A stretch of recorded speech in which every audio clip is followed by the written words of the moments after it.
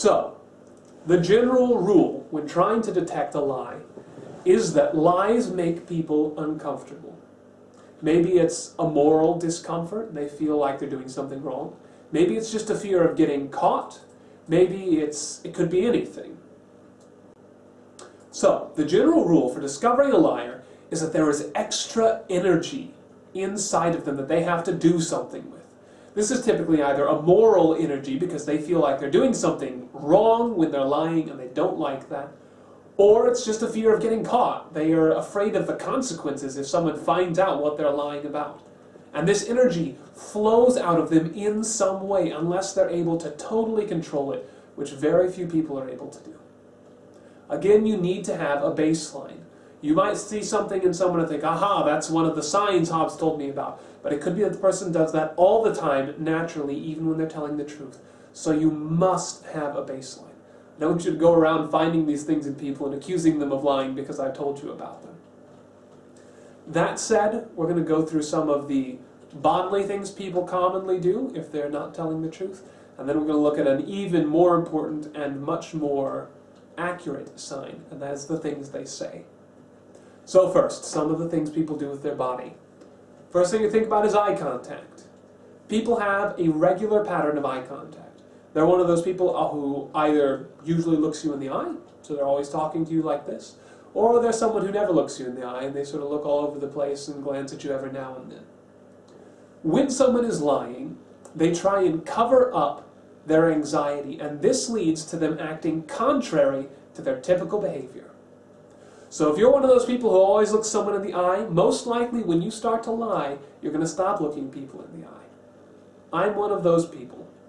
I tend to look people in the eye when I talk to them, and when I am doing something deceptive, I try and not meet eye contact with them. Other people are the opposite. They don't tend to make eye contact. So in order to show how earnest they are, to cover up the anxiety from lying, they'll look you straight in the eye suddenly in the middle of a conversation. And that can be a sign of their lying. Again, look for clusters, compare it to the baseline. Second thing is gestures, fidgeting specifically.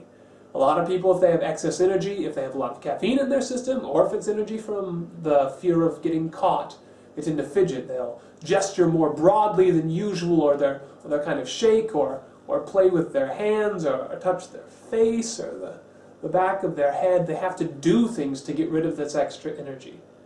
These tend to be people who are poor quality liars. They have all this energy and they don't know what to do with it, and it gives them away. Now, a good liar knows that he has this tendency and instead takes the opposite course of action. Whether he tends to gesture a lot or not, suddenly when he's lying, he is extra still. He's extra stiff, extra careful with everything that he does, because he's covering up the common tell of fidgeting. So this is a sign for a high-quality liar, that he's trying to hide the very thing that would give him away, and that is his new tell. Now, liars, people in general, are good at controlling their face, their hands, because they know this communicates a lot about them. If they want to show you they enjoyed a joke, they're going to laugh. They might clap their hands together or slap their thighs. This is all upper body movement. So this is typically under people's conscious control. And the only thing that would bring it out in a lie is that they have more energy than usual, and that changes their typical behavior. What people don't think about, because they don't think it communicates anything, is the lower half of their body. So as far as physical communication goes, body language in particular, it is better to look at the knees and legs and feet to see if someone is lying.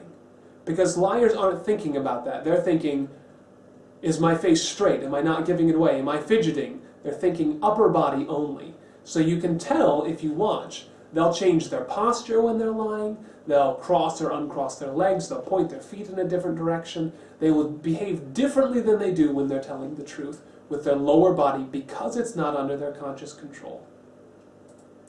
The final thing we're going to talk about with this particular question, how to find liars, and it's by far the most accurate way, far more accurate than body language, eye contact, any of those things, is the words that you say, the words that come out of your mouth. There are some broad, general tendencies that liars tend to fall into. and they are much more accurate. For someone who is uncomfortable with lying morally, they tend to beat around the bush because they don't actually want to lie to you. They want to tell you something that could be true as long as you don't ask them any more about it. So instead of directly answering a question, they'll answer the question in as obtuse a way as they possibly can manage. Another thing that people tend to do is be overly formal. Instead of saying, I don't or I can't, suddenly they're saying, I do not or I cannot.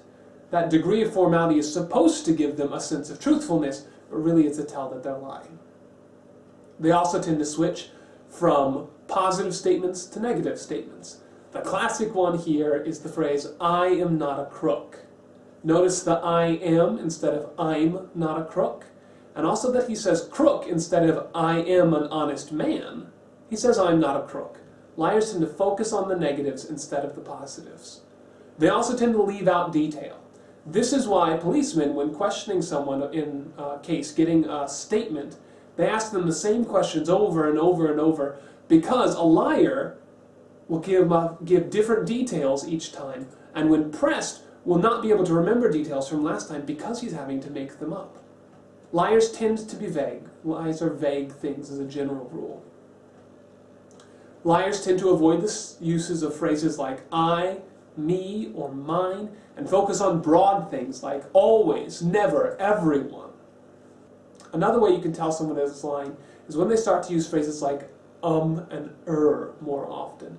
They get these vocal tics that give them away, and it increases as the tension they feel increases.